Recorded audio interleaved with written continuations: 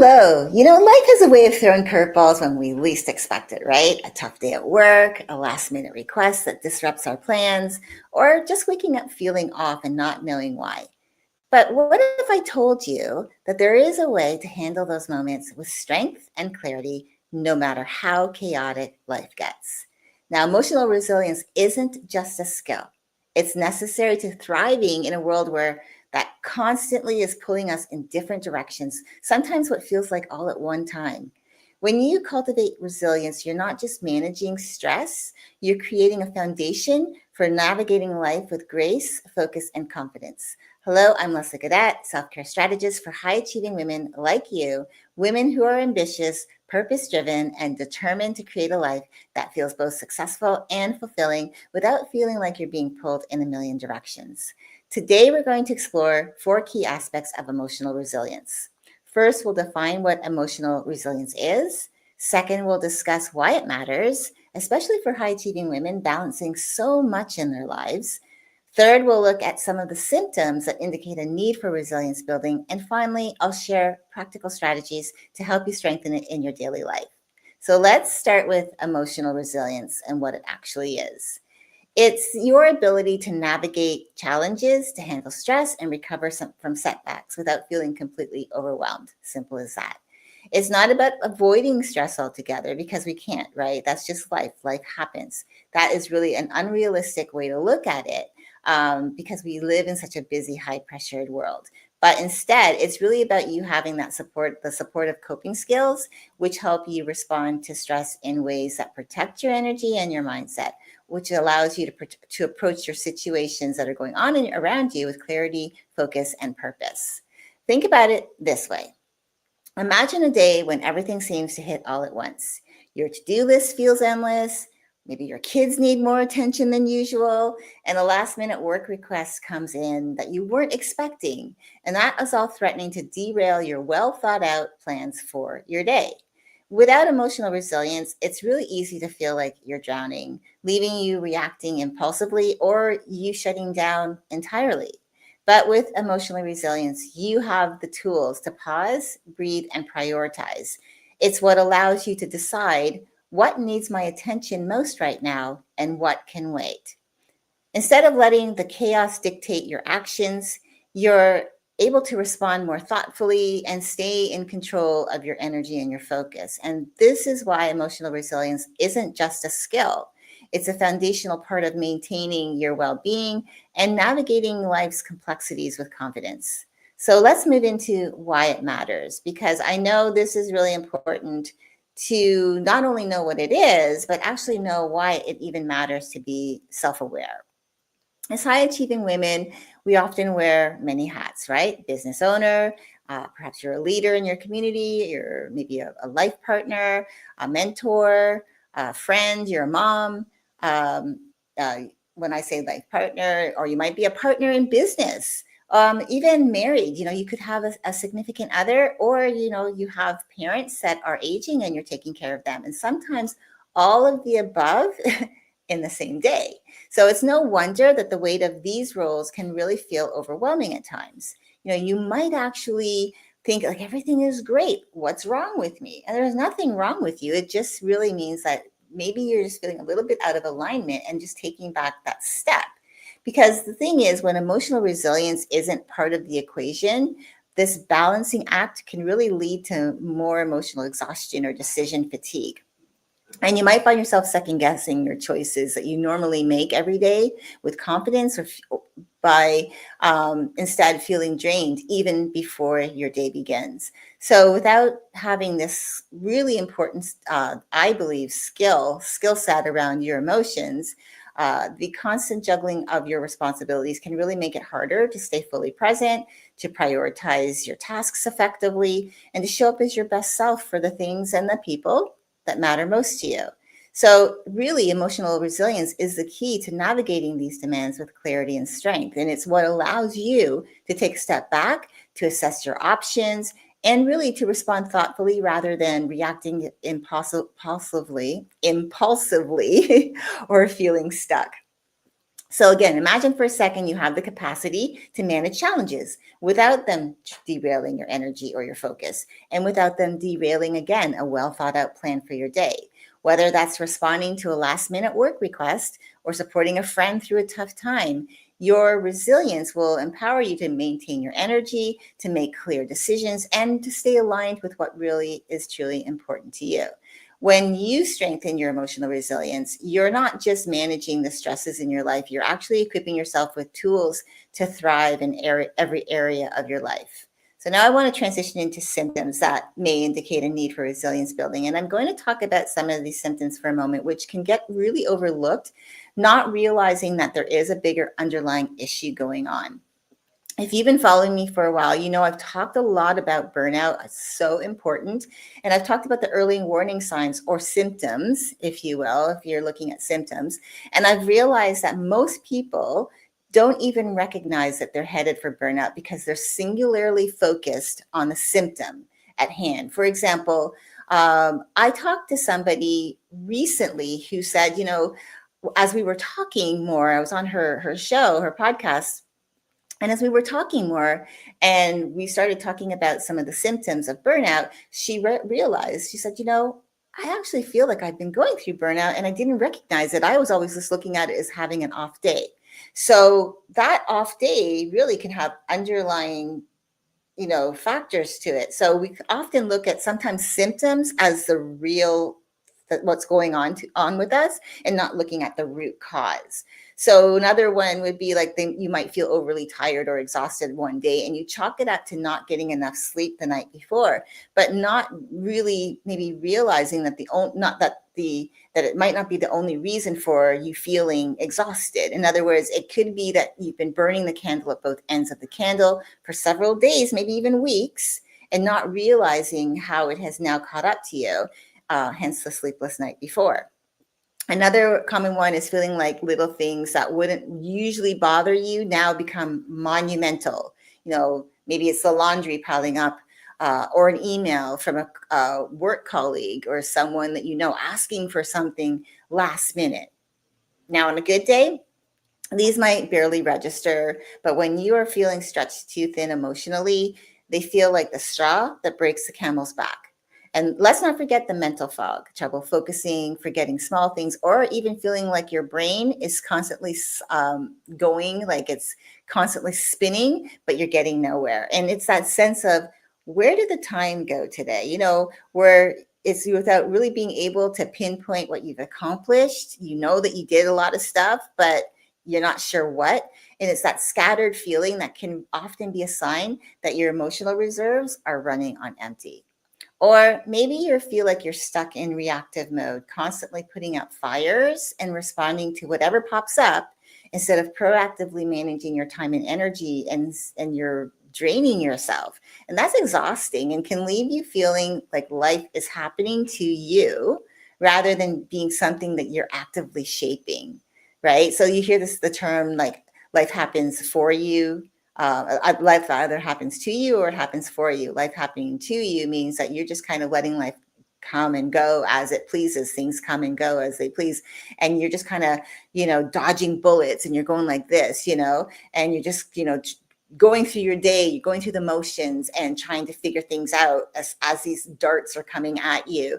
And that's life happening to you. But being proactive on the other side to that is really knowing, like, okay, how do I actually manage those things, not allow them to derail me, which allows me to be actively participating in my day. I'm actively shaping my day and allowing myself to be emotionally resilient and aligned with what I want. And that really helps. So I don't know if any of this sounds familiar, but if this is sounding familiar to you, these may be signals, these signs that I've just talked about, that your emotional resilience needs attention and care. And recognizing these signs isn't about judgment or self-criticism. So I don't want you to get into your head and start beating yourself up and saying, like, why am I so stupid? Why am I allowing this to happen to me over and over again? Because it can happen. It's just life, right? It's more about awareness, because awareness is that first step in reclaiming your energy and then creating that foundation that will allow you to show up as your best self. So finally, I want to leave you with some practical strategies to build emotional resilience. And I want to go a little bit deeper. I know I usually give you some tools and tips um, that I've talked about before, the mindfulness, all of those things are really, really, good tools. But I want to go a little bit deeper and really get you to start becoming more self-aware and more in alignment and really actually focusing on your well-being. Like when you ask those three questions, what do I need? How do I feel? Will this serve my greater good? I really want you to be able to really be able to lean into those questions, making sure that they really help you as you go through your day to day, because it can be really super easy to, like, life gets busy, and especially this time of year, right? We're in holiday season, and you might be hosting this year and you're getting prepared, and or maybe you're traveling, and that's just that can be stressful. Like traveling can be really super stressful because it's just, as much as I love to travel, it's still stressful. And so being able to be emotionally resilient during those times is really going to be really super helpful to your well-being. So the first one is to pause and reflect, not just breathe. I know that people talk about breathing. It is about breathing, but I want you, when stress creeps in, I don't want you to just breathe through it. I want you actually to reflect on it. Meaning, I want you to take 2 to 3 minutes asking yourself some questions as you're going through this stressful time. Like the stress, like what is it? Like what is triggering this feeling of feeling stressed, or whatever it is that's going on with you? And then ask yourself, is this reaction serving me, or is it a habit I've outgrown, or a habit that I've allowed to be my regular MO, and it's really no longer serving me, and it's really not something that I need to take forward. And then what's one thing I can do differently in this moment to feel more grounded? Because it's really important that we don't just, take our emotions and sweep them under the rug, because those things will just catch up to you. They'll build up over time, and then all of a sudden you'll find yourself snapping, at someone, saying something you don't mean, doing something that you don't mean to do. And instead of taking, as the moments come, really allowing yourself to go through these things and building that emotional resilience. Again, this process will help transform the act of pausing into an opportunity for insight and growth by not just pausing and reflecting and then taking some deep breaths, but actually breathing through the stress and reflecting on it, what it actually is triggering with you, and how to actually move through it. The second one is to set bold, honest intentions.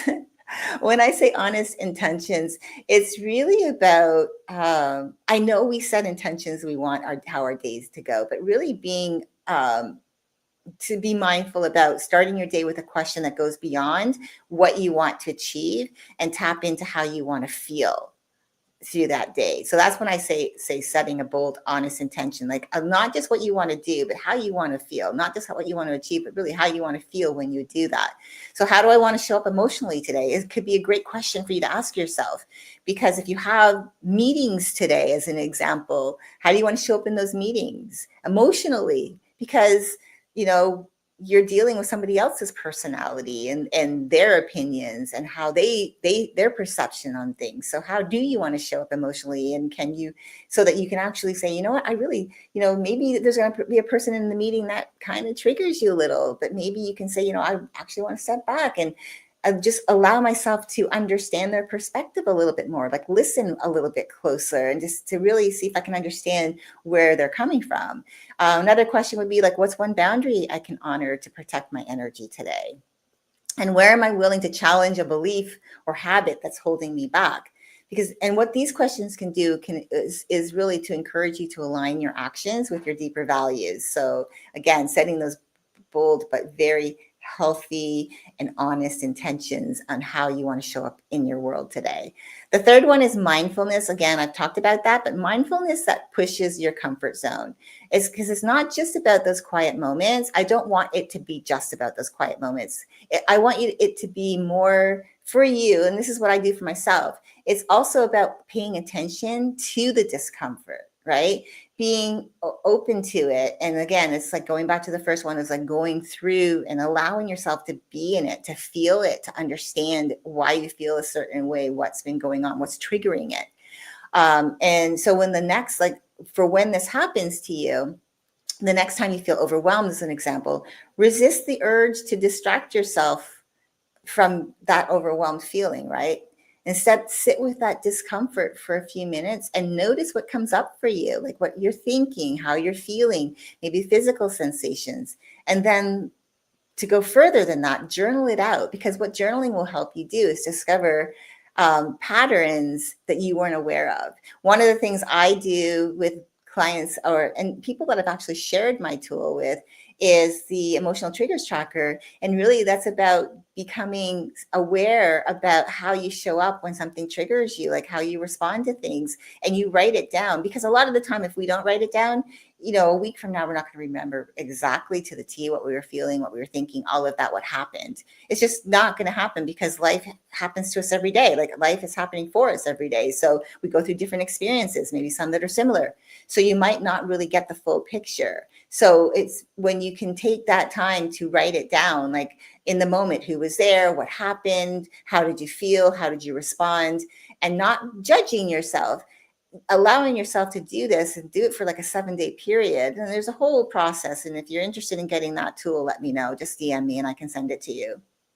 But what's really great about the tool is that you can look back over the week and see, oh, there's like actually patterns. I'm responding the same way, like what's going on there. And then that gives you an idea to maybe that's something to go back and take a closer look at, like, where is this pattern? Like, how did it start? Because there's always a starting point. Now, the fourth one is boundary mastery. And building resilience often starts with redefining your boundaries. But here's a twist. Instead of just looking at boundaries as the act of saying no, because I know a lot of people think that a lot of people mistake barriers as boundaries, all right, where it's like no, like a complete cutoff sentence, like end of story, no. Or they think of a barrier as a boundary when they want someone to stay away from them. That particularly is a barrier. It's not a boundary, right? But a boundary could be more, when I say boundary mastery, it's more about what are you saying yes to in your life that's no longer serving you. So looking at what you put on your calendar, because a lot of the time we put stuff on our calendar to fill it. But are we filling our calendar with meetings that we really want to attend, or networking meetings or webinars or workshops? Are we filling our days with busy work rather than things that really light us up? And are we leaving open space for ourselves, white space for ourselves, to not always be in the doing, but to actually allow ourselves to be and to support ourselves, our well-being? I mean, that's really important to know what's on your calendar, because your calendar is really going to be telling, like, why, as another reason, a way for it to be telling of you when you know that you're not emotionally resilient because of what's on your calendar. You might ask a question like, what am I afraid will happen if I let go of something that drains me? Maybe you say no to someone that's always asking you to have a certain conversation, wants to meet with you every week to talk about something, but it seems to always go back to that same conversation that you keep going around in circles. And maybe that's draining. How can you put a boundary around that? How can I reframe boundaries as acts of self-love rather than acts of rejection? Because again, it's not about pushing people away or cutting people off. It's about protecting your time and your energy so you can show up as the best version of yourself. Again, they're not boundaries are not barriers, but they're actually bridges to a more aligned life. And then number 5, deeper gratitude practice is important, like moving beyond the surface level gratitude. And each evening you might reflect on questions like, what challenge did I face today? And what did it teach me about myself? Like really going deep. Because you're learning and you're growing, and I know as humans, we want to do our best daily. So how did I do my best today? What challenge did I face today? And what did it teach me about myself? Who or what surprised me in a positive way? And how did that affect my energy or my mindset? Like, this is another question you can ask yourself. And then one more question there is like, what's one small win that I can celebrate, even if it feels insignificant? It could be as simple as sending an email that you've been putting off. but you think that's like, oh, that's just something small. But really celebrate that, because you could have been procrastinating for weeks or even months to send that email, and you finally did. So these are ways, these prompts for around gratitude really, or sorry, I should say, yeah, around gratitude, really can help you to see resilience in action, and really help you to celebrate your growth. And then the final one is curiosity over judgment. When life feels overwhelming, replace judgment with curiosity. So instead of asking, like, why is this happening to me? Because I know a lot of the time when things go wrong, we ask, like, why is this happening to me? Why is everything seem to be going wrong? Why am I like not getting where I want to go? Like, why am I still stuck in this place?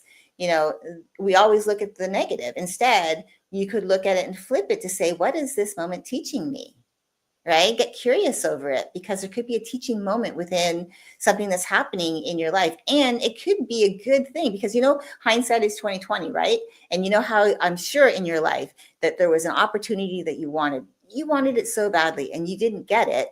And then a couple weeks later, or however much time later passed by, and you're like, oh wow, I'm actually glad that didn't work out for me, because this other opportunity came along and I wouldn't have been available for it if I'd said yes to that. So it's really looking at what's going on as a teaching moment to help you. The next question would be, how is this experience stretching or strengthening me? These are great questions to really like get yourself to become curious about what's going on in your life, building that emotional resilience. And the last question is, what part of my emotional toolkit can I lean on right now? So again, as I was saying, the emotional triggers tracker that I have could be a really great tool that you can use to help you to actually track your emotions for a week, and just to actually start seeing the patterns. And then you can get curious about that. Like, why am I reacting a certain way? Why do I get triggered by this? Things like that. And being able to go back and really take a deep dive. Again, this practice can rewire your mindset from one of victimhood to one of empowerment. Now, these strategies aren't about adding more to your plate. They're about shifting how you approach the challenges that you're already facing. So, and when you take time to pause, to reflect and ask the right questions, you create space for clarity, for growth, and emotional strength. And that's the foundation of resilience, of your true resilience, your emotional resilience. By shifting how you navigate your challenges, you empower yourself to not only face the life's demands that come your way, but to do so with greater ease and alignment. Emotional resilience becomes your compass, guiding you through chaos with purpose and clarity. Again, it's not just about managing stress, it's about thriving and showing up as your best self in every area of your life, no matter how demanding life gets. And it's why I'm so passionate about this topic. It's at the heart of what I do and what I'll be working on with a small group of women in my beta program launching in January. With January just around the corner, now is the perfect time to take proactive steps towards building your emotional resilience. Now, I'm limiting the number of available spots to 10 women to ensure a personalized experience. It's important to me. I don't want you to miss this opportunity to align your well-being with your goals in a supportive, intentional space. But the reason why I chose 10, because I really do want it to be a personalized experience. I really want to be able to meet you where you're at. It's not going to be just a one-size-fits-all model. And because we're not all the same, we're all individual. And so it's designed to help you start the new year with clarity, confidence, and a strong foundation to align your well-being with your goals, with your life mission, your purpose. Again, the opportunity to join this journey and to start your year strong won't last long, because again, we're getting closer to the start date, and preparation is really key to making the most of it. So if this resonates with you and you're curious about whether this program might be a right fit for you, let's connect. Right? I'm not taking just anybody into the program, and I'm not saying that you're not good enough. The reason why I'm not doing just taking anyone is I want to make sure that you believe it's a right fit for you, not just because I'm telling you it's a right fit for you. It's not about me, it's about you. It has to align with you. So I'll drop the link in the comments so you can schedule your complimentary wellness strategy session, where we'll explore where you're at, where you are right now, what you need, and whether this beta program really aligns with what you want. Remember, resilience isn't about being perfect or never feeling overwhelmed. It's about learning, growing, and showing up for yourself in ways that honor your strength and capability to thrive. Every small step you take toward building emotional resilience is a step towards a life where you feel more aligned, you feel more empowered, and you feel more in control of your life choices. So trust in your ability to adapt and rise above, because you are capable of amazing things. And maybe just sometimes you just need to be reminded. Thank you for watching. And don't forget, if you're interested in the beta program, click the link in the comments to schedule your complimentary wellness strategy session. And if it is a right fit for you and you feel like, yes, this is exactly what I'm looking for, then we can take the next steps from there. But until then, thanks for watching, and I'll see you next time.